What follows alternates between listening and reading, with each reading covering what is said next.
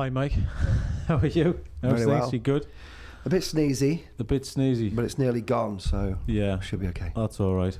I was just saying earlier on, the immune system's fully built up now because I've just probably pretty much had the same thing as you've had, which comes from running around with children, I think, and How long children did it last? sneezing in your face. Did it last long? Actually, no, 2 to Okay. 3 days. So you kind of, it's one of those things you shrug off, but you can't avoid it.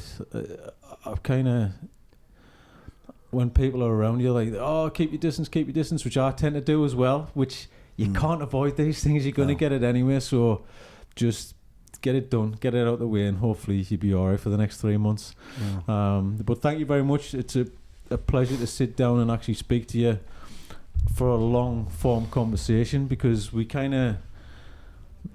always kind of drip fed our relationship through work. I think it's kind of one of those things where you do a little bit of this, a little bit of that. We see each other now and again.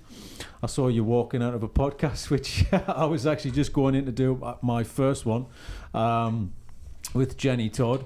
So yeah, I mean, is this something you do often as well, Mike? Are you doing this to promote Always Wear Red, or are you doing this for a personal thing? Or No, it's more, the reason I'm here Saturday today is because of you. Because of you just said, because you move like lightning, you're like this little bee buzzing around all over the place, never keeps still. Yeah, it's a problem. I don't know, there's a compliment in there somewhere. Yeah, it's just an opportunity to sit down and reflect. And I was curious as to where you would take the conversation. Yeah.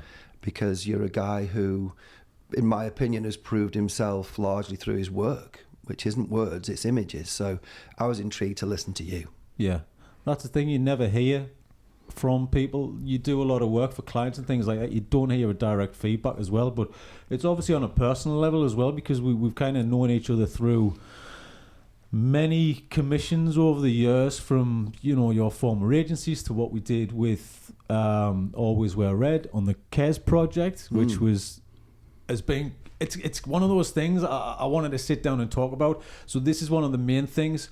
We do a project, we just sit down, you had an idea, we run through some ideas, and it's got legs, it evolved into something else. And then from doing a photo shoot, I met John Kirtley, the Falconer. I did a falconry project about John Kirtley because his story was pretty much the Billy Casper from Kes story, the original. So he's the kind of guy who has lived that story. And then from there, you had a night with David Bradley, which you brought the original Billy Casper actor from Kes to do a night with, which was fantastic. He's got some stories. Yeah. He was a fantastic. I mean, I think the whole thing sold out as well. It was phenomenal, wasn't it? So, just from you getting me in a room to doing a photography project, then there's sort of 4 or 5 things come of that. And my Kes project was in the EOP Awards last year in the fashion, which I don't really do fashion, but it was my take on a fashion story, which I loved. So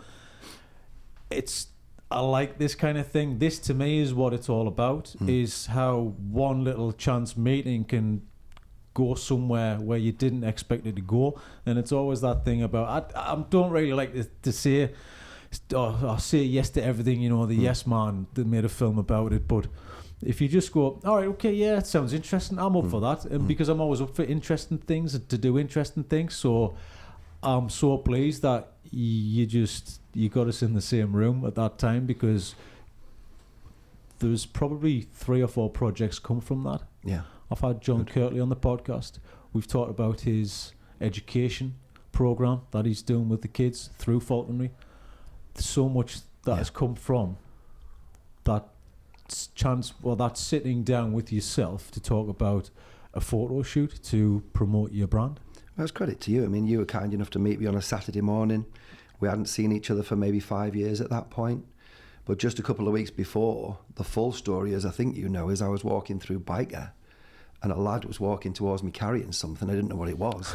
It was a golden eagle. It was like, I said, where have you robbed that from? And he put me in touch with John Kirtley, and then it all went from there. So yeah, I suppose it was a series of chance encounters which led to something really nice, because as we both know, David Bradley's a really lovely fella who we've both spent time with together and apart now. So that's really nice. I like the idea of this whole thing opening up to create other things. I mean, was there anything?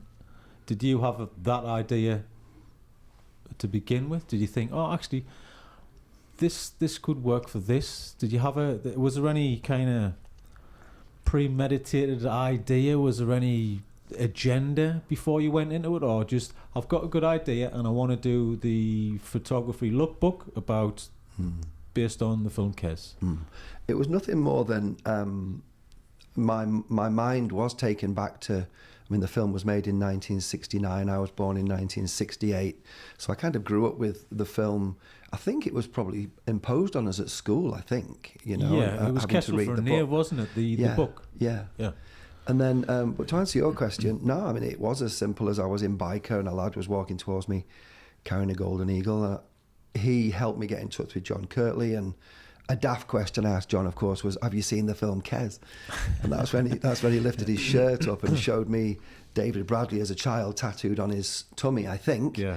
And then the strange thing is 2 or 3 weeks later, this is the interesting thing. I don't know if you know this. I said to the Northern Design Centre, I said, I'm going to get David Bradley to come up and put an event on and it'll sell out. And at that point, I hadn't even asked him. Yeah. So that's part of it. I had a sense that I'd spoken to David Bradley, who played Billy Casper, and I had an idea that I wanted him to come up. But it was just taking a punt and seeing how far you can go.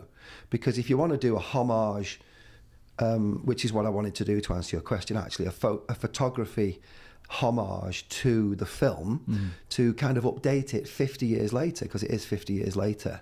And you were the only guy I wanted to because of one word, and it was the drama that I'd seen you inject into imagery and the drama and storytelling that underpins any brand that I work with. Because I'm a storyteller and you're a visual storyteller, it seems to me.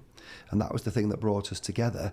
But you and I joined the dots between a cup of coffee and a Costa one Saturday morning to being at an event with with David Bradley. And then for me, strangely, the most magical moment was probably, and you'll correct me if I'm wrong, was it just before the event or just after the event when me and you were in the flipping woods with David Bradley flying a Kestrel? It was before. Was it just before? I think it was before. That was strange. Yeah, because we were that's when I heard John talking about his life and that story. And it was him telling about the trip on to France, the school to the France. So I thought, there's a story in that. So that's when I decided I'm going to approach John to make the companion, which I did, about his life as a falconer and his relationship with his Harris Hawk Tice. But for me, it's interesting that you how did you come to the idea? Obviously, your creative brain, you've done many things, but to use the film Kes and an homage to it, where did the idea spring from? It was about obsession, because in a word, it was about obsession. Because Billy Casper, as a child, was a guy that was bullied. He was bullied at home, bullied at school. So normally, if you're bullied, it would seem to me you want to go and disappear and hide away, and the world's a scary place. But he just can't help but kind of fall in love with this Kestrel as a child, which makes him even more of a target. So I love people who do things that just cannot help themselves. That was the character that I kind of fell in love with, that aspect of his character. That he was obsessively drawn to birds. And the other thing I'll mention is I was intrigued when I first met David Bradley, who I wanted to be part of this whole thing, about what do you do when you, and I was bold enough to have this conversation with him, what do you do when you do something amazing at 14? Yeah.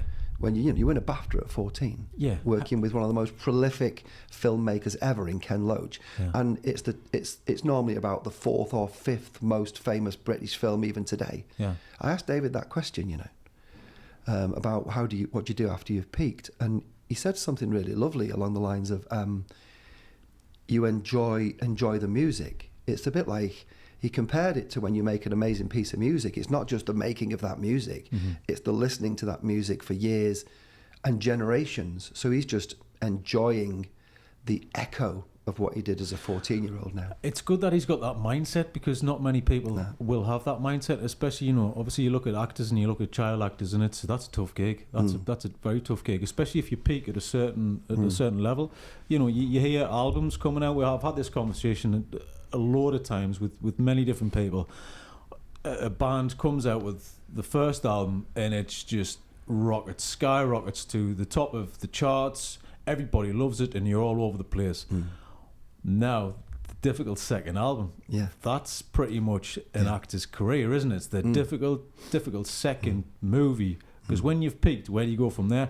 All you have to do is continue. I think that the whole thing is to continue to try and do what you want to do. Yeah. And it's about the passion at the end of the day. You've got to go, you've really got to, that might open the doors to you being able to do what you want to do. A lot of times you hear interviews where you're getting cast for the same roles time and time again. It happens in the industry. Or you do this, so therefore we'll give you this job which you've already done. You go, well, I've already done that job. I don't really want to do that job again. I want to do something a little bit different. No, but you're that person. You try and put you in the box, and really, I've got a bugbear of trying to be put into boxes, and I don't like that. It's kind of, it really... It aggravates me quite a lot. I get it as a brand. I get it as to sell something, but why do you have to be put into that box?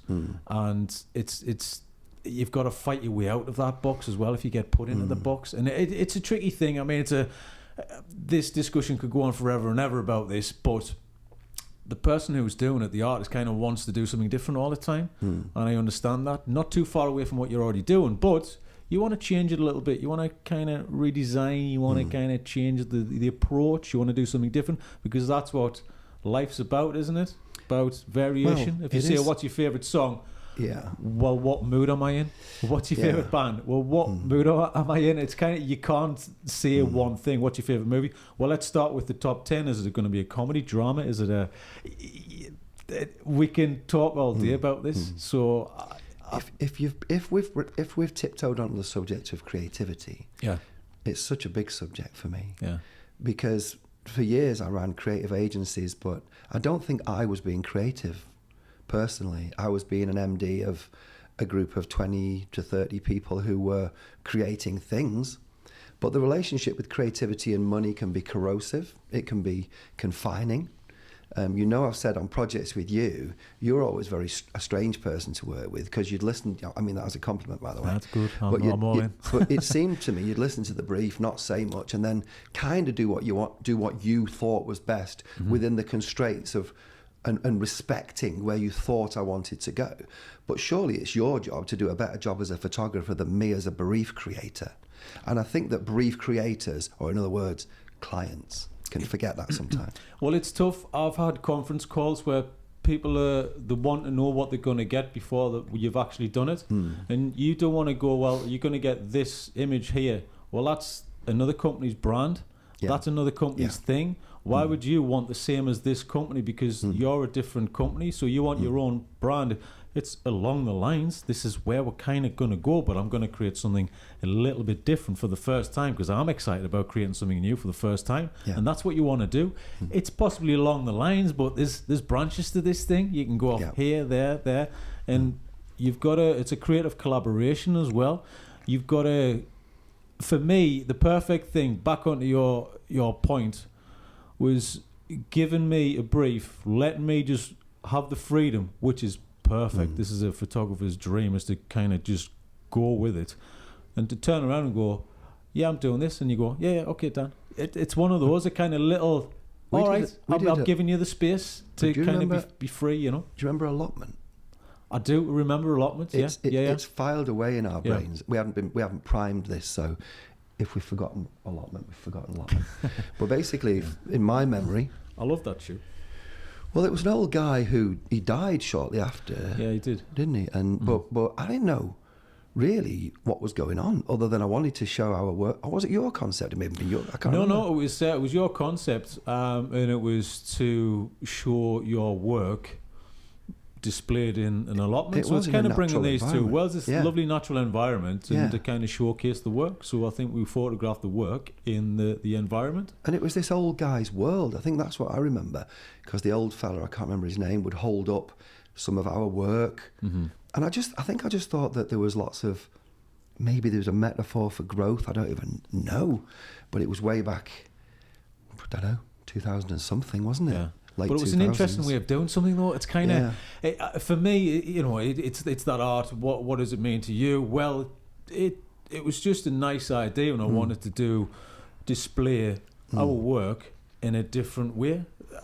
For me, that's an acceptable way of just going, I want to do something a little bit different than everyone else is doing, and we want to show our work on the website.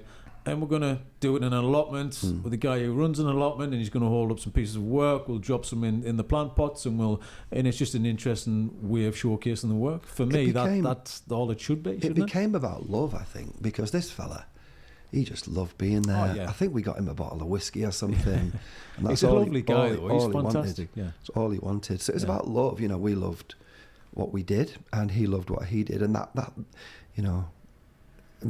I'm pulling it back from my Rolodex of a mind now. It was that connection and the naturalness of the greenery and the stuff that he'd created. So that was a good photo shoot. That was probably the first proper shoot that we did commercially, I think. Yeah. Way back when. Yeah. I think it was probably one of the first things that I did. Obviously, I came back to the northeast from London, and I was trying to show my work, getting to work with the guys in Newcastle, and you went, Dan, you want to do this? I think that was a Saturday as well. It seems to me we would do a lot of interesting things on a Saturday morning. The shoots. But we were capturing little creatures. There was little slugs and little insects, and it was just lovely. Yeah. The detail was great. Yeah. I mean, do you miss that kind of thing, Mike, the creative industry? It's a great question, because now I do three things, and one of the three things was I kind of, if I'm honest, reluctantly, went back to my old world, working as a brand consultant and a marketing guy and a design guy. But I'm happier than I've ever been in that category, because without sounding like an arse or as if I'm arrogant, I do it on my own terms. Because as a 51-year-old guy, I just know if some things are going to work. And I'll say to people, if you do it like that, it won't work. Picking up on what you've said, if you want to say that or be that, you will sound just like your closest competitor. Therefore, you'll just reinforce their position. And yes, you'll get a bit of traction in the short term, but at the end of the day, the consumer will choose the more established brand, so you will lose. Yeah. How do you know? Because I've seen it for 30 years. Yeah. Every time people do that, that happens. Yeah. So without going into the nuances of why what I've just said is true in my experience, it's my truth. Because I used to have a wage bill not far off 900 grand. When you've got a £900,000 wage bill, kind of not quite to my shame, but I wouldn't do it again. Sometimes you say yes to things because you're thinking, I've got to pay the bills. Yeah. And now, of course, I've still got bills to pay. I've still got a mortgage, but I'm lucky enough to be working with people who we have a partnership with. I desperately care about them, but I want them to win. Working with a short story, which I want to talk to you about actually, is working with a brand new whiskey distillery at the moment. And I'll talk to them about, it's an English whiskey. And I said, look, these are the top 10 English whiskies. Where do you want to be? Yeah. Or is it even the right category? Do you want to be in the new world whiskies? Because that's an emerging category. But this is the point. If they want to be number one, they have to beat 10 people. Yeah. If they want to be number 5, they've got to beat 4 or 5 people. Yeah. The point is, I want them to tell me specifically who they want to beat, because I need to understand how to beat them. And I'm more confident now and able to do things like that than I was many moons ago. Yeah. Oftentimes the client would come to me and give me the correct strategy, or try and tell me, because I was at the pointy end, I suppose, Dan, the visual guy, the storyteller. But now I think I work end to end, from the organisational goals, through brand, through strategic marketing, through tactical marketing, through design. So I'll slow down in a second. But my point is, I take a holistic view, and I only want to win. So I'm a little bolder in my approach, because it's more of a partnership, as I say. So I feel like I'm back in my old world, but in a new way. Yeah, but the experience is kind of, if you didn't go through all of that in the past, then you wouldn't be at this point now. Exactly. And especially with running your own brand, a fashion clothing company, which I must admit I have not a clue about fashion. And I can imagine, because I really wanted to talk about that as well, from somebody who doesn't live in the fashion world. Yeah. How hard is it to start a brand in the fashion world? Well, I thought I'd be rich by now, and I'm not, because I was naive. And the other thing to mention is, and this isn't a reflection on anything that you've assumed or that I've said or not said, I don't see it as fashion. Because fashion is I described it, I will say it, even though I'm being recorded. I said once, fashion is for stupid people. And I don't know if I mean that, but I've said it anyway. I've said it out loud. And the reason I've said it out loud is because it seems to me that it's people go, I don't know what to wear. I'll wait for the next copy of GQ and then I'll know. Yeah. For me, it's an expression of who you are or who you want to be. Mm-hmm. You know, that is fashion, I guess. And I know I'm contradicting myself now. But me, I want to change something. I want to change the way people buy clothing. Because a couple of statistics that I kind of smile about and scratch my head about is, but not in a satisfied way, is that a third of all clothing that's made never ever reaches a consumer. 80% of the clothing that people buy doesn't get worn. Yeah. And 73% of all clothing that's made is either burnt or buried within about 3 years. Yeah. So strangely, you could go, well, why the bloody hell are you going into clothing then? Because we clearly don't need more. Yeah. But I'm trying to create clothing that, it's a very narrowly focused brand now, Dan, because all we do is hand knits, very difficult to scale, but we repair it forever. It's only in 2 colours because they're the 2 colours that I want to do. And if you like it, you buy it, and if you don't, you don't. But it is the piece of clothing that you'll pay a few quid for, but you'll wear the bloody thing, and because it's gender neutral, he or she can wear it. So if you're in a, if he and he are in a relationship, they can wear it. She and he. It just gets shared, and it gets repaired by us for free forever, as I say. And I want it to be handed down from generation to generation. But isn't that should be what it's all about, especially with an item of clothing which you love to wear. I remember, like, going back to my granddad, he'll have 3 or 4 caps. Yeah. He'll have that coat, that pair of shoes, and he'll have those certain walking sticks, which he'll always use. Is your granddad still around? No, he's not still around, But I always remember that, and it's keeping that item for a long period of time, and it's almost got its own character because it's weathered and it's worn and it's got its own thing, and it's, you can see the story and the history and where's this been for the past 30 years, but he's kept it and he's maintained it, like a cobbler repairing the shoe, repairing the sole, because you don't get that. I mean, I'm going to get depressing now because I was in Primark with the family, wanting to need something for the kids, and for me it's hard to walk in somewhere because I get overwhelmed with all of these people. It's like the ultimate people watching thing, and you're just witnessing all of these different kind of people doing the same thing, kind of filling the bags with so many clothes, and they're not going to wear them, or they're going to throw them away, and this is going to last 2 weeks. And I was going down the escalator, and I said to my wife, I said, for a fact they're going to be back in 3 weeks for something else. And I didn't really feel much from that shop going in there. It kind of got us down a little bit coming out, and that's just me going into a shop. It's a strange thing, Dan. Without sounding horribly patronising, there's a degree of education, I think, because our stuff's only made of merino wool. So people go, well, and this is really strange, perhaps the strangest aspect of all, they go, well, how the hell am I supposed to wash that? And the answer is you don't. And the reason is because when you buy our stuff, we give you a bottle of, it's been put together by a company called Clothes Doctor in London, who I was with this weekend, actually. But basically, in this one aluminium bottle, there's enough to wash the jumper for 14 years. Really? Because basically you hand wash them in cold water, and this stuff, which you get given by us when you buy it, and there's enough for 2 to 4 washes a year. And there's enough for 28 washes. So it's actually between 7 and 14 years. And the thing is, it saves a load of water, saves a load of time, unless you spill a flipping, can of tomato soup down you. It's kind of antimicrobial is the correct word. So odours dissipate from natural materials, none more than merino wool, and that's why we've chosen it. Yeah. But the reason I asked you about your granddad, I mean, my granddads are no longer around, but I wanted those things, you know. I've still got the one thing I took was his back scratcher, this Okay, old cool. wooden thing, and no one, because I wanted to keep that because to show my kids. I mean, what's a back scratcher? This thing used to hang on the wall. Above the fireplace, above the coal fireplace, with all of the other little kind of intricate ornaments and Davy lamps and things like that. And I always remember that. So for me, our whole relationship and being a child and being there sitting in a smoke-filled room every weekend was the back scratcher. And that to me, that was the pinnacle. That would remind me of him forever, the back scratcher. This is an interesting subject, because if we can go even deeper on the subject of what you and I are, because arguably, you know, a lot of younger versions of us perhaps think that what we are is the version of us pouting down a lens. And in fact, one could argue all we are is a collection of memories and experience. So I think that's closer to the truth.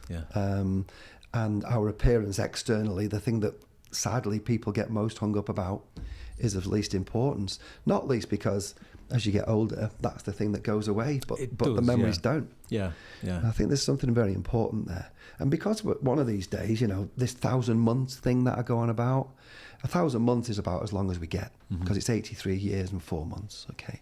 And guys tend to live to 80 and a half in the UK, women to 86-ish. So this 1,000 months thing, you know, if anyone's watching this, get your calculators out, because you're going to get 1,000 months. So work out where you are, because that's what happened to me, of course, in my mid-40s. And I thought, I've used up 600-ish of my months, and I'm going to get 1,000.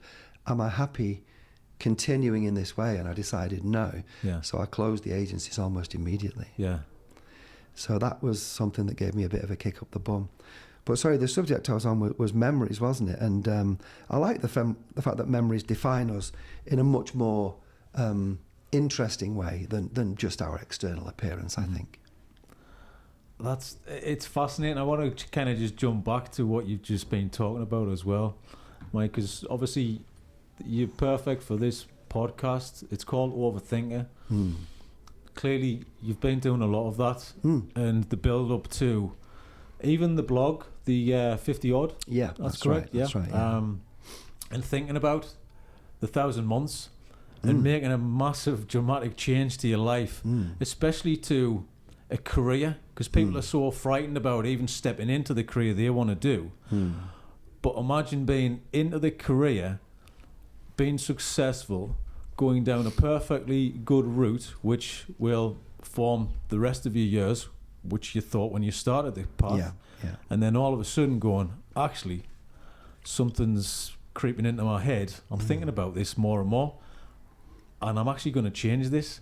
And that leap to change that career path, that projection, that to me is that's fascinating, because not a lot of people do that, because people are always like, you know, even like, oh, why are you doing the podcast? Well, why not? Because of course, why not do something that you think is, you know, important to yourself, passionate to yourself, you want to create, and it's just another way of creating something and getting people's stories out there and extending who people are. And who you know, and having the conversation which you would not normally have as well.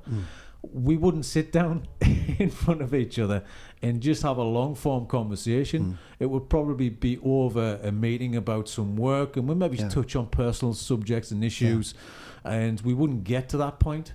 So I'll backtrack again, because I tend to waffle a little bit, but let's go back to that dramatic change. Was that a scary thing to kind of pretty much go back into the deep end, Mike, to change the career path? There's two answers to that. At the time, no. It felt like almost a moral responsibility to do something that mattered.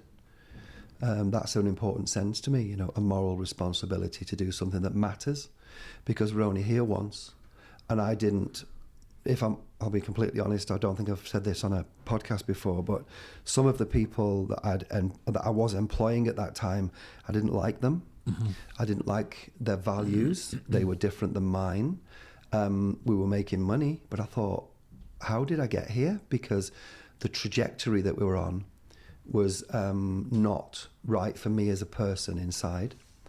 And the other thing, which is the scary bit, coming back to your question, was I wondered if we were going to succeed or fail in the longer term.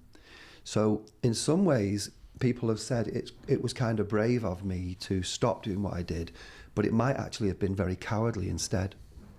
Because a good friend of mine, who still is a good friend, Mark, who you know, Mark. I do, yeah. So Mark went to a different company. And at that point, Mark was one of the superstars in the team. I think the world of Mark always have and always will. And I thought to myself, I wonder if, well, actually, the truth was we were at least in part as successful as we were because of Mark. So I thought, I've got to rebuild to a degree. Not that we dipped, we stayed pretty much the same actually, but I could see that the trajectory of the brands that I was running, and there were 4 of them at the time, would have needed a lot of work to rethink. Because one of the things that kept me in business so long was I could see business like chess. I could try and see a few moves ahead. So I thought, if I'm going to do this properly, I'm going to have to remove a few people and get a few new people. And I wasn't hungry enough to do it. So I chose a different direction. So one could frame me as cowardly, actually, even though the new direction I went in was a business-to-consumer brand, and I'd never run a business-to-consumer brand. I'd built business-to-business brands that had turned over between $1 million and a couple of million a year over a period of 10-ish years, of 15, they turned over that much. But over here, I'd never done anything in the business-to-consumer space. So I thought, I wonder if, I don't know if this makes any sense. I was actually on a trajectory which I was doing pretty well in, but it might have dipped. So my little tiny brain said, let's go somewhere I've never been. But I think I wanted to be on my own as well. I craved just doing something. It's a bit like any relationship. It's the honeymoon period, the cut and thrust of doing something new and exciting. So that's one of the reasons I shifted across, I think. But I mean, who wants to do the same thing forever? I mean, there's always room for change, and I get the kind of creative industry. You can do TV, there's design, there's illustration, there's dip in the photography side, and there's always patterns to you see what's popular at the time. But I'm guessing the running of the business is the same. Because you're trying to get the same work, you're fighting for the same clients, and I've heard a lot of this as well through agencies, and people are like, they're just sick of pitching, and they're sick of kind of the 8th person in the room who is not going to get it, because for the fact they've got the relationship, number one's got the relationship, so they're going to jump straight back in unless they do a massive shift after 5-6 years of a relationship. But it's quite, I don't know, you kind of, it's one of those things that you get a little bit down thinking, is this what it's going to be like forever? The interesting thing is this the pattern of what we've created? Well, to back up what you've just said, I'm kind of back in the world of brand and marketing and design now. And apart from a few very young people talking about UX and the AI and the advent of the new technologies coming through, not much has changed. It's pretty much the same.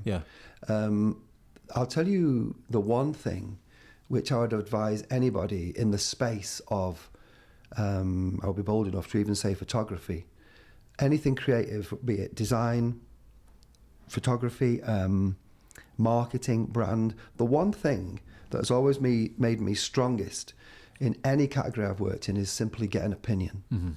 Because if you get an opinion, you immediately polarize people. People either like you a lot, or unless the opinion is just ridiculous and doesn't make, contextually, it makes no sense. For example, I never wanted to work with a photographer who just said, tell me where to point my camera. Because that's not being a photographer, that's pressing a button on a camera, in my opinion. And that's why working with you has always been so good, because you're not like that. But my point is, when I started to get an opinion on the precise opinion that changed my working life was as follows. I basically decided that any marketing company who didn't understand why their client was different and better was shite. And the reason why I said that is because the only strategy they could adopt was trying to get them to outspend the competition. And the only people who win from outspending the competition are the media agencies or the agency themselves, because it might help the client to win eventually, but along the way it's dramatically eroded their profitability. So there's a word for understanding why you're different and better, and that is brand. So I'm a brand first guy. So I always start with brand, then I'll move through marketing, and then I'll move to the pointy end, which is where a gentleman like you would come in, which is the storytelling. But you've already mentioned this. You can't tell the story unless you understand how it's ownable by the brand and different than the people with whom you're trying to compete, or else you just sound the same as everybody else, and nobody wins, or it becomes a vanity project. And I'd had enough. Because to a degree that was happening inside my agencies, and I wasn't happy about that. Yeah. So you didn't matter. Yeah. I just wanted to matter. I wanted to do something that matters. And coming back into it now, you've kind of, maybe it's taking a break, but you're taking a kind of bit of a back seat, but you're always observing through the windows, aren't you? Kind of having a little look and seeing what people are doing, because you can't not see things, especially with social media now. You see everything that anybody's doing, whether it's right and wrong, who knows. But yeah, to come back into it now, you said things haven't changed, but you've changed, and you're coming in with a different mindset and a bit more of an understanding, especially because you've got your own brand and you've kind of created it from nothing as well. So it is, you become cut and bruised by doing brands of your own. And Angelfish is the little tiny agency that I've kept to one side. The turnover, strangely, I was having a little look. At one point it was close to £500,000. I took my eye off the ball a little bit and it shrank a bit. 27,000 quid it was turned over one. I thought, how did that happen? But in the middle of this, I was all over the place with several brands, and me and Lise were just about getting through, and now the turnover's on the way back up through six figures and then some. Why am I saying this? It's because, going back to it, I am a different person. And everybody inside Angelfish, this was the point I was going to make, everybody inside the little Angelfish team, which I describe as a collective, they've all either led or run their own brands. So I know that they know what it feels like. So they're deeply theoretical as well. They understand the theories behind either destination marketing or social media marketing or brand building. But they've all built brands themselves. So the silly things that we've done, because we all do them, we tend not to do them again because we've been burnt already. So the experience is, you cannot replace experience, of course. Yeah.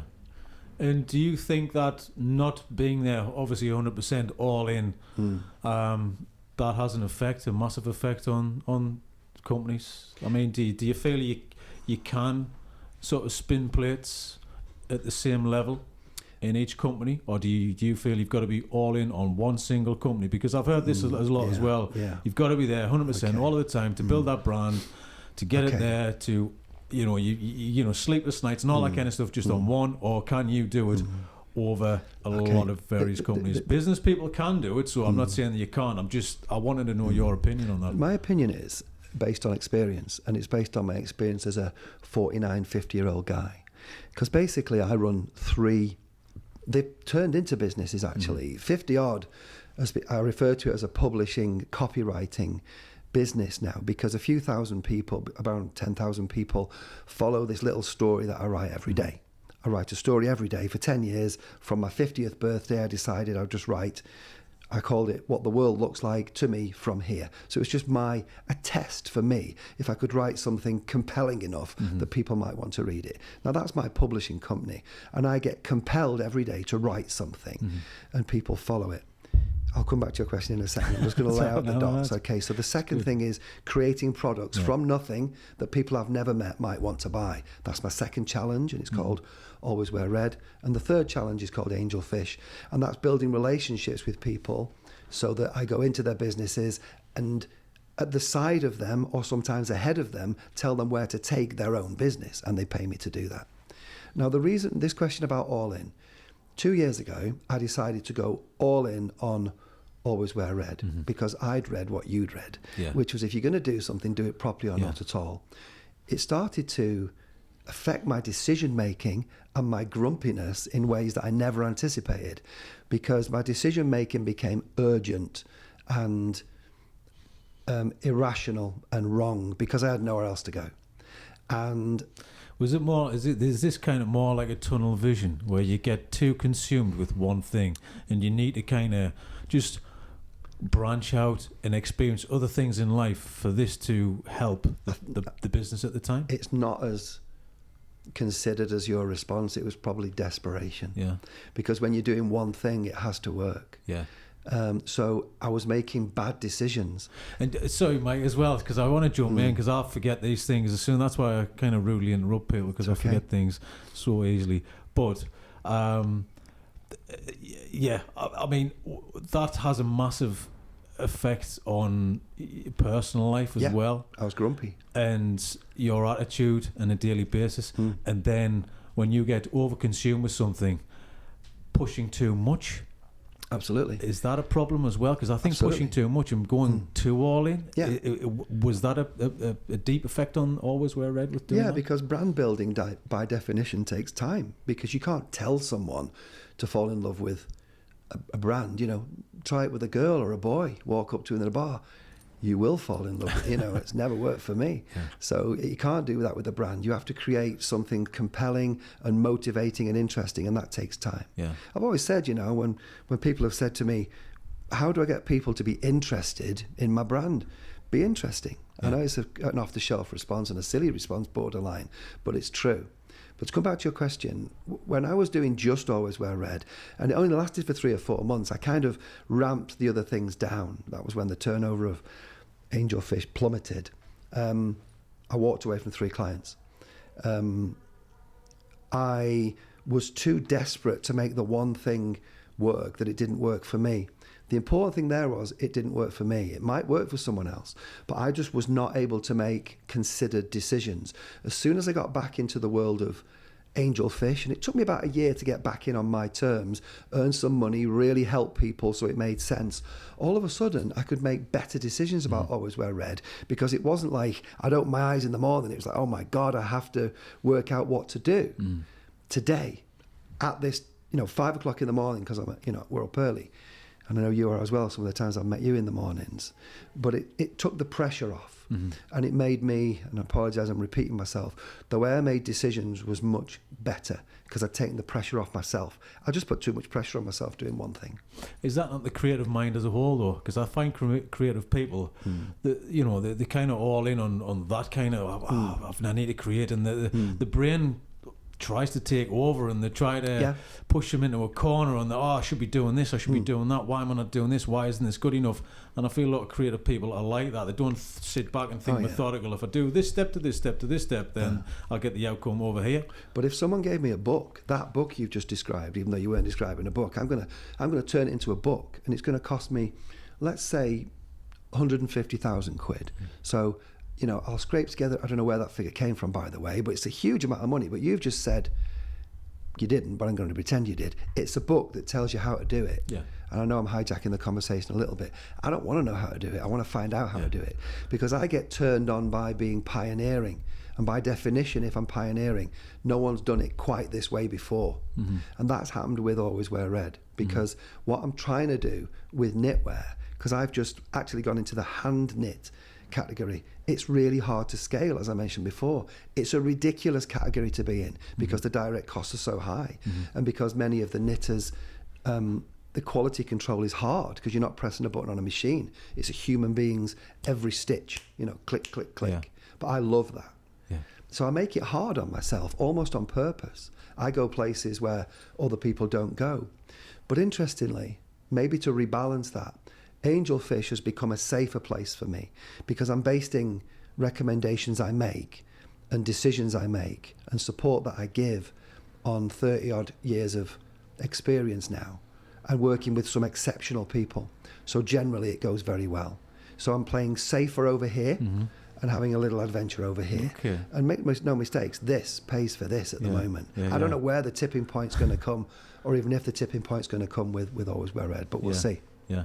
I mean, how do you decide on changing the direction as well with how you promote and how you kind of put things out on social media, and as well as changing the way you are doing things with Always Wear Red, going down the knitwear route? Yeah. I mean, how do you make those decisions? It's about the change you're trying to make with the brand.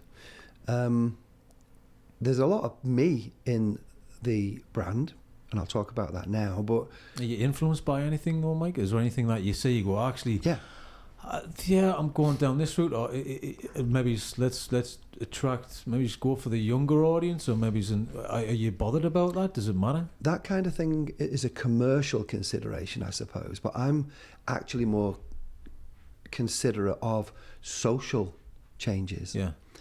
The short story of Always Wear Red these days is as follows. When Isabel came along, how old are your kids now? 6 and 4. Okay, cool. So you don't need to let me know because it's a personal question. But because our Isabel came along late in life, and she's 3.5 now, I found myself sometimes being an 80% dad because I was fanning around on my phone, or an 80% businessman because Isabel was biting at my ankles. So I kind of thought to myself, you know what? If I'm at work, I'm going to do my best work. Mm-hmm. And if I'm at home, I'm going to try and be the best dad. Yeah. And the physical thing that I can create, see if we can join the dots here, these massive sweaters that we do, I wanted to create that jumper, that when you've got your jumper on, it's got an 11-inch collar. I'm hiding. It's got sleeves too long, body too long. It's 1.2 kilograms of merino wool. I've got my sweater on. Sod off. Just leave me alone, It's a statement, isn't it? Absolutely. Yeah. Because, and with it being gender neutral, if you and your wife had one, whoever gets home first on a Friday, you put it on or she puts it on. And if she's got a sweater on and her phone buzzes, you're not going to tell her because it's almost the uniform of being off. Yeah. So that's in my tiny little brain, I'm a storyteller by trade. So I can't do something that hasn't got a story. So it's the story of offness. It's what do you do when you're off? You put this massive sweater on. And it does remind me of when I was a kid because my mum knitted me a Starsky cardigan. I don't know if you remember that, but Starsky and Hutch had these big cardigans on. And it was just something I could hide in. Yeah. So when the world's rubbish, as it is sometimes, just hide in that. I think I've kind of answered your question in a strange roundabout way, because if you're asking me about what do we talk about on social media, in 2020, that's all we're going to talk about. If you're at work, do your best work. If you're off, be off. Yeah. Because we need time to recharge. I'm very lucky that I've met some very significant people. And a guy who works for Twitter, who I was at an event with quite recently, was talking about the increasing value of being out of the loop.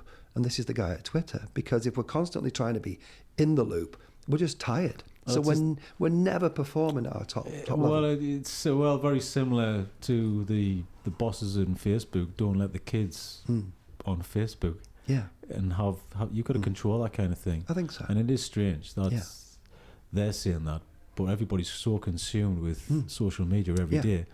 We have to use it. It's a kind of, I've got a love-hate relationship with it. You've got to use it. Yeah. And the algorithm's completely changed now on Instagram and all that kind of stuff. And unless you've got 50 people commenting on it, it doesn't go to the top of their feed. So you're like, well, that's not fair. How's this working? Sure. So, and then you want to just step back, but you can't step back. You've got to be seen to be doing it, like everything. Yeah. How much pressure do you feel you've got to be seen to be doing it? In the past, I felt the actual dopamine hit that is the true reason why we do it. Yeah. And on an unconscious level, I kind of knew what was happening, but I didn't really have the guts to acknowledge it. Now I'm a little more aware of it, and I'm a little calmer. Mm-hmm. I'll tell you why in just a second. I'm less urgent about it because I'm fascinated by what I'm going to do next with Always Wear Red, and it is a good story. And I'll tell you why, and this is an arrogant thing to say. I'm going to reference Liam Gallagher in a minute for a strange reason. I'm trying to make the best jumper that's ever been made, and I think I know how to do that. So if no one looks or no one buys it, I haven't failed. I've just not sold any. Yeah, that's a strange thing to say. Because does it exist if nobody sees it? That's a this is. I'll tell you why I reference Liam Gallagher, because Liam Gallagher I see as perhaps the personification of a swaggering mank, same as me, 2 fingers up in the air. I don't give a shit what people think. Yeah. But just recently in an interview, he was saying with my first album, he was saying I was a little bit worried. He probably didn't use the word worried, thinking of Liam Gallagher, but it was of issue to him that it might not sell. I didn't know whether it was going to be successful or not. And my little brain said, why do you need people to buy the effing thing to know if it's successful? That's just commercially successful. If you're doing great music, it's great music. Yeah. And I'm not judging whether it is or it isn't, but to me, that's not the point. One thing I know about the jumpers that I'm doing, there will be no better hand-knitted jumper globally that I can find, and I've had a bloody good look. And they fit both genders, because it's cost me a lot of money to superimpose one size, the women's sizes on top of men's, and it's for a certain type of person who cares about this. It's my job, coming back to social media, I suppose, to tell this story, but much more than social media in the future, Dan, it'll be PR. Because if I've got an interesting story, and the way I'm doing some of the things inside the business is so weird and strange that it should be picked up by the media, then in theory, PR should feed social media, not the other way around. I understand that they're interdependent, and that maybe, you know, the Guardian's Friday newsletter that goes out to a few 100,000 people that I want to be in at some point. Yeah. I've got to tap them on the shoulder at some point and say, here I am, and this is what I'm doing. Yeah. But interestingly, when you and I met one of my childhood heroes, David Bradley, all I did was ring him. Mm-hmm. How on earth did you get David Bradley to come along? Yeah. Rang him. Yeah. How did you ring him? I found his number on the internet.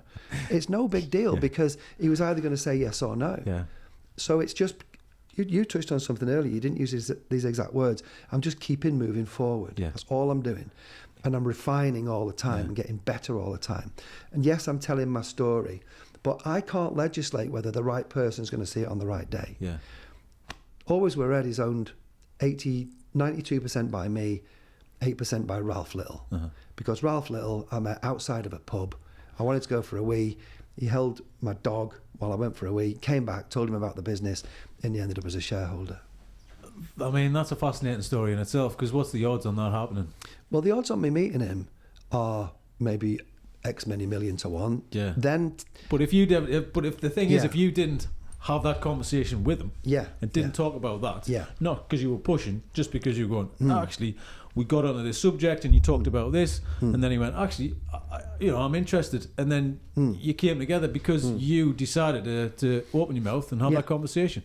Yeah. And that for me is why aren't people doing that? Well, I have this almost Tourette's-like thing where it's like I'm in pain almost, which if I don't ask, I've done it wrong. Yeah. Because it's, and the amazing thing is, and it's been said a million times, every question is no unless you ask the question. Yeah. Then it's either yes or no. You've got a 50-50 chance. But if you don't ask it, it's 100% no. Yeah, well, what's the worst that can happen? Somebody says no and then you move on. That's it. Absolutely. I mean, and the conversation, you never have it. Oh, Morrissey. You don't tell the story. So Morrissey, I asked Morrissey, can I weave this charming man's lyrics into silk? And he said no. Yeah. Oscar Wilde, who is dead, by the way, as we both know, he has an agent in Illinois who I asked if we could weave Oscar Wilde's unique signature into silk. They said yes. Yeah. I asked Richard E. Grant if he'd work with me because he just launched a perfume. He said no. So what we do in life is we talk about the yeses, not the nos, until you ask me, and I'll tell you anything. Yeah. So I'm telling you about the nos because I'm not ashamed of them. They're just nos. No, but that's a good thing. It just shows for me as well, and especially to everybody else, that you're asking the questions, you're getting the no's, you're still getting the no's. It's not yes throughout the rest of your life. Sure. I did a podcast with Tom Stoddart, photojournalist. For me, he's the Scorsese of photojournalism. He's kind of the top. There isn't anybody else, Yeah. He's at the peak. Yeah. And he said he doesn't get emailed back a lot of the times. Why aren't you emailing back Tom Stoddart just to say, sorry, Tom, can't do this, or be in touch soon, or whatever it is. Yeah. Why can you not just reply? We're all on the phones. The thing's glued to our hands 24/7. Yeah. Just reply and say, sorry, but why not? It's an interesting because you want to hear the answer. It doesn't matter if the answer is yes or no. You want to just hear the answer so you can go, right, great, I can move on and I can continue the journey where I want to be. There are a number of themes here. One is politeness. I think it's polite. But the other one is, I don't think anyone has arrived. No one's arrived because we don't. Tomorrow, it could be all gone. Yeah, there's never a finish line. It should be always about the journey. But I don't think people think about that. They always want to be, when I get to this. Yeah. But when you get to that, there's another level because it's taking you so long to get to that level. Yeah. And then you can see, there's another level to this. Yeah. I can see through the clouds, and the mountain's a little bit taller than things are measured in different ways, because 50 odd, there are around 10,000 people who read 50 odd every day, and virtually every day someone will send me a little message, and virtually every week someone will start a dialogue, and other people have started blogs as well. Mm-hmm. It makes me no money at all. Always Wear Red is an interesting thing that a lot of people are engaged with. It makes me no money, really, when I compare. Well, I'll be very precise. It does make money, but not if I pull the camera back and look at the profit and loss over the duration of the brand. I've put in more money than I've got out. Angelfish, the least sexy of the three in terms of people who engage with it, makes me money and helps me feed the other two. I don't know what's going to change.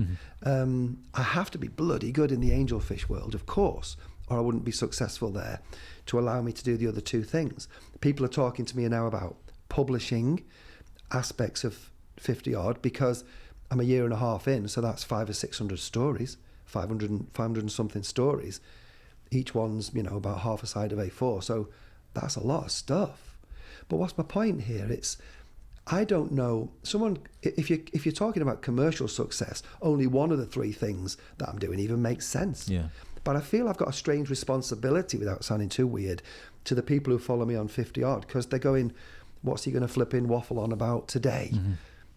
People follow it, people unfollow it, which I've had to learn that's natural, because it's like a stab in the heart when someone doesn't want to listen to me anymore. But is that the case of you putting too many out, or somebody's not listening? Because we all, who knows? You listen to podcasts and you go, actually, I want to hear about this person, or I'll put on somebody I've never heard of before for 15, 20 minutes, and I'm in, and now I've discovered somebody new, so why not? Yeah. And sometimes you go, nah, I'm out. Yeah. But you don't have to kick it to the curb. You can just put it to one side for a minute and then revisit when you come back.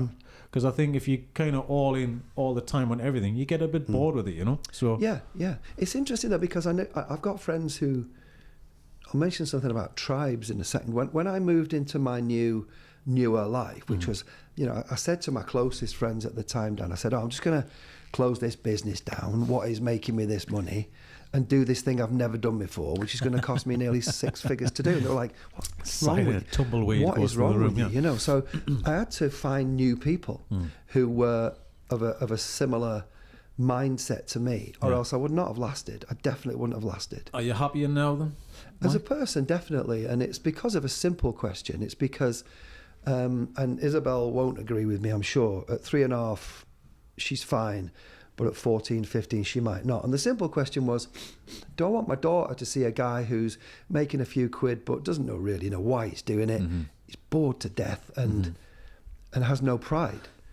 Because I don't want her to be that person. I want her to look at me and go, okay, he's slightly bonkers. We haven't got as much money as we perhaps should have. But he's creating things. He's doing what he feels passionate about. And the other thing I wanted to see is that when I cock things up, if I ball something up, it's because it wasn't quite right, either because of timing, or maybe I wasn't good enough, or maybe it was an ill-considered idea, but I had a go.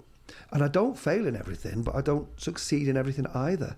I just want her to be that kind of a person. Do you think, obviously now, our time that we're sitting here, we're sitting doing a podcast, we're having a chat over at the table, openly talking about everything in our lives, do you think that society is completely moved on, and do you think it's a better time now to be alive, to kind of to be able to have a conversation, to be able to be open, or you still think there's people sitting out there going, I'm sick of people who just open up all the time, I'm sick of people who talk about themselves all the time, I'm sick of people who...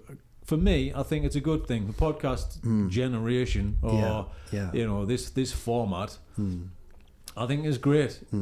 A long form conversation is what people want to hear, and are interested in people's stories as well. Yeah. And for me, I think it's important, because we can all take from certain things whatever you want, and it can help you along the way. And actually, you can spur an idea, it can spur a thought, it can kind of help you move on, it can help you with, indecision about something, or Okay. You might be in a world where you're working for somebody and you haven't got a voice and you're not allowed to speak and you got to do the job. You got to pick up the thing. These guys don't like to talk, but I like to talk. So for me, my advice is get out of there, go and find the audience that fits you. We're all not going to get along, but find the audience that is right for you. Well, I think for me, I see content, of which this is content, I would suggest, based on what you said, falls into 3 categories, which I've always called chest beating, moaning, or gifts. Chest beating, moaning, or gifts. This ain't chest beating. And we're not, well, we can moan, but there's no agenda, is the point. It's not like we're sat here going, let's have a talk about an award that we've won. Let's bang on a brand. Aren't we great? We're great, me and you. So we're not doing that, the chest beating thing. We're not having a whinge. Because I feel like the luckiest man alive, because I'm alive, basically. I'm here, and I can wake up and do anything today. Anything I want to do, I can do. It's the third one, it's the gift thing. And I think the best kind of social media content, or content in general, if you like, it's just where you're thinking, I'll just say it as it is, perhaps, and it might help a person to see that, that always wear red thing, I bet he's making a few quid. No, it makes F all and does my head in because it's really hard. But if it was easy and it was making money, I wouldn't, strangely, it wouldn't turn me on as much because the steepness of the thing that I'm climbing, and because no one else is doing it in quite the same way, means I own it, and that's important to me. And doing things for the first time, being pioneering, is important, I think, without being too weird, for us as people. Because if we just do what's done before, we can't be the best at anything. We could only be there or thereabouts. That's why when I'm talking to the whiskey people, if you want to be number one, we have 10 people to beat. Let's beat them. And then once we're number one, how do we stay at number one? Because number one's a scary place to be, blah, blah, blah. Yeah, but number one's got there through many, many, many years of doing the same thing over and over and over again. It's... People say to me, you kind of, how much should you put out there? How much should you do this? You can't walk down the street without seeing a McDonald's advert. They've been doing it forever, and they're still doing it. They're still pushing. So there's no right and wrong answer. No, I think you just got to kind of go down the avenue you feel is best for you. Yeah, I mean, on the subject of doing something over and over, or scale, or just recognition, because we're talking about people like McDonald's. The stories I write on 50 Odd, one of the most read ones recently was about Smith's toy store. Because I basically said it was shocking. It was shite, basically. Because, but interestingly, this is a company that turns over $500 million, and they've got 110 stores. But I basically said, I have no admiration for a store that when I go in with my 3-year-old, the little electric cars are on a shelf that's chest high, and it's covered in all the crap from the kids that had played on it the day before. And when I take it down off a shelf, the 12-year-olds behind the counter go, I'm going to have to put that back when he's gone. And it doesn't effing work anyway. So that's not a toy store. For me, that's a lazy bunch of investors who've moved into the vacuum that Toys R Us have left. And they're all going to get destroyed when Amazon come along anyway. Because as much as we hate them, they're really good. They know what a customer is about. So that mini rant was about how we measure success. Because if we look at Smith's toys in one way, and I get annoyed with the beautiful adverts that you and I will see and our children will see, and then we go to their dirty, smelly, lazy stores, it annoys me. The advert doesn't really reflect on and that's wrong. The store itself. That's not right, because there has to, I think business should be about making a difference. And in a world where, and I sometimes think, are you not looking? BuzzFeed, we've heard of BuzzFeed? So BuzzFeed, the online publishers, they've just opened toy stores, strangely, because there's no connection at a brand level, but they basically love experience. And I saw a few photographs from a BuzzFeed toy store this weekend, and it's basically a sectioned truck. So a truck with the side opened up, and it's magical because the kids can climb in the back of a truck and remove a toy, but that toy that they want to buy is open and it's got batteries in and it works down here and it's clean. And I just think, if someone works in a toy store wants to talk to me, to my daughter, they crouch down, they look her in the eye, they're conscious that it's okay to talk to her. Where is all of that? That's what a toy store means to me. Well, Hamley's in London. I was in London a couple of weeks ago, and walking past with a colleague, and and we saw there's these teenagers that were dancing, a whole group dancing outside of the toy shop. But one of the people from the toy shop actually created that by coming outside and playing an instrument or something like that, a little kind of toy instrument, and they got everybody dancing in the street. That created a crowd, and then what happened? Everybody wanted to go in the shop.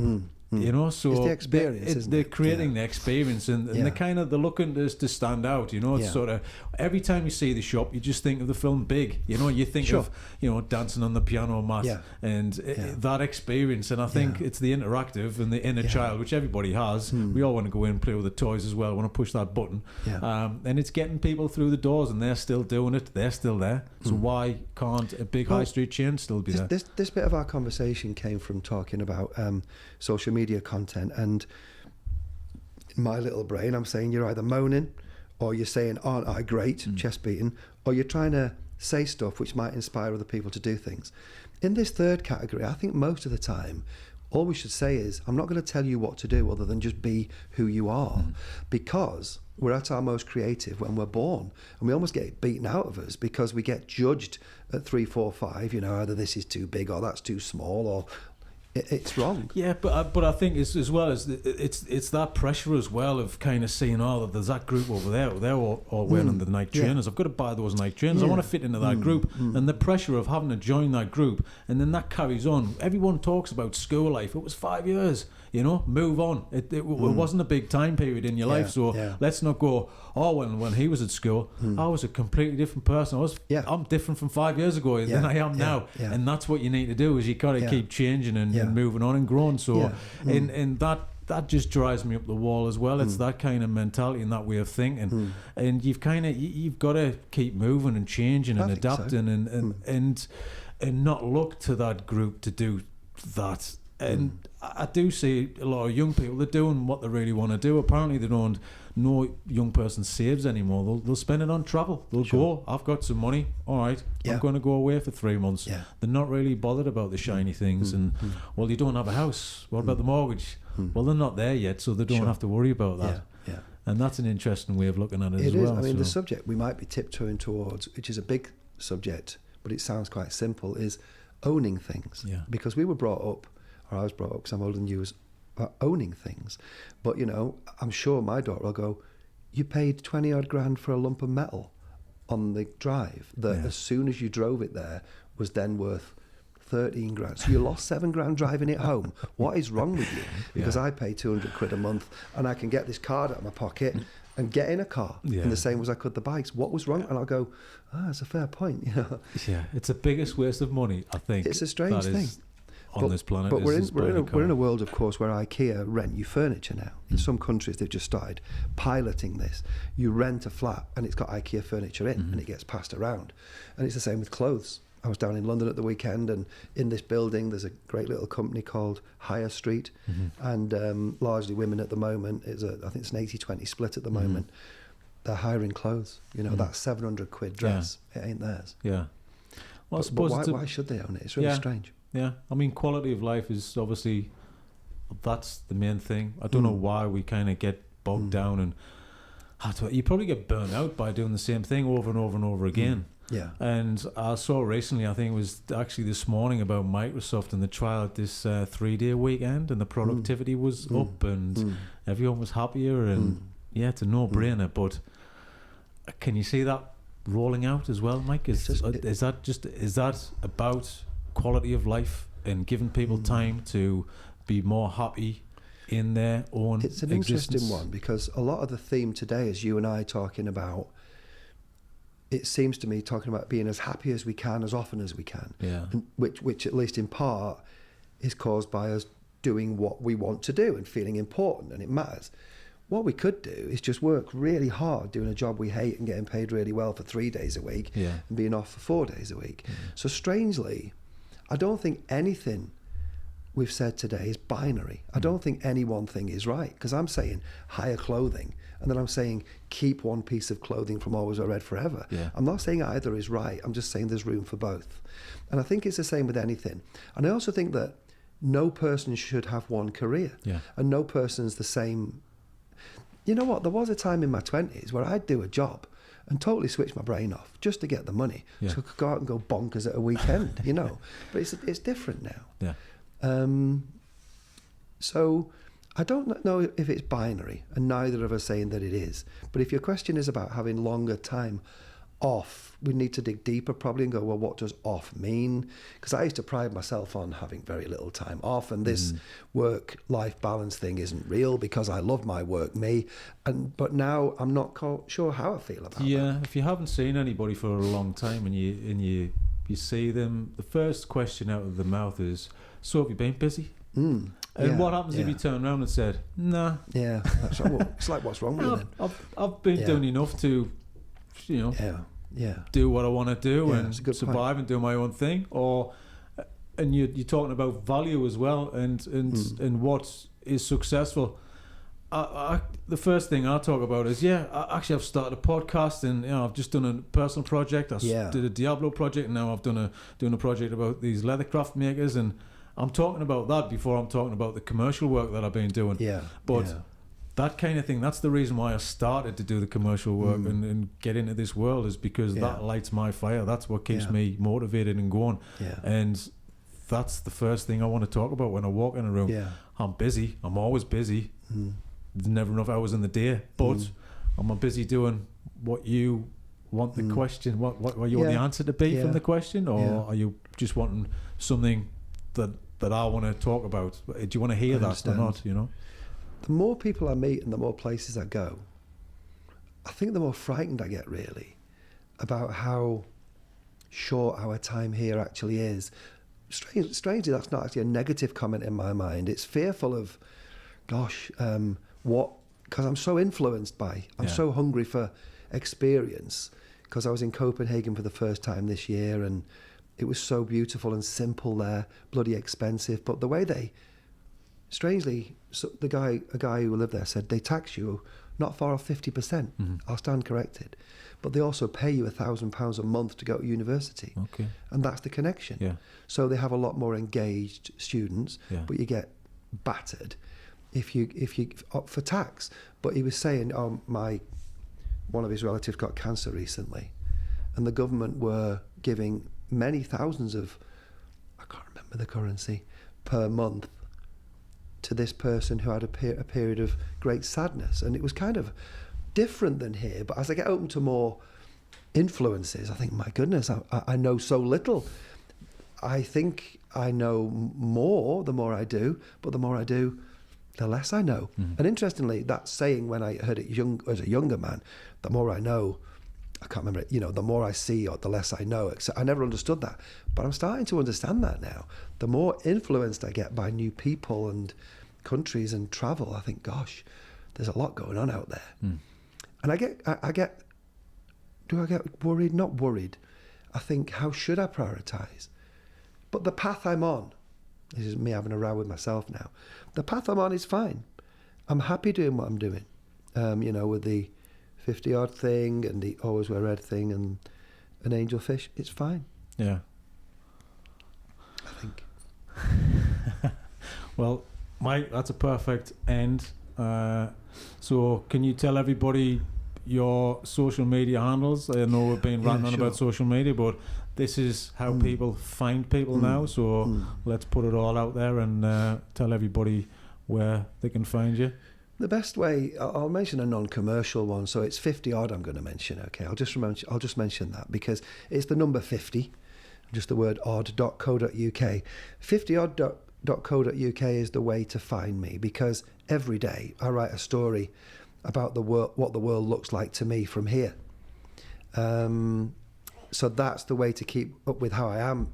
And the reason it's really useful is because in the year and a half I've been writing it, and you said this as well about yourself, I've changed and I keep changing. I'll talk a little bit about Always Wear Red, and I'll talk a little bit about Angelfish, but 50 odd's the place to be. Okay, thanks. Cheers, Mike. Thank you. Thank you. Thanks a lot.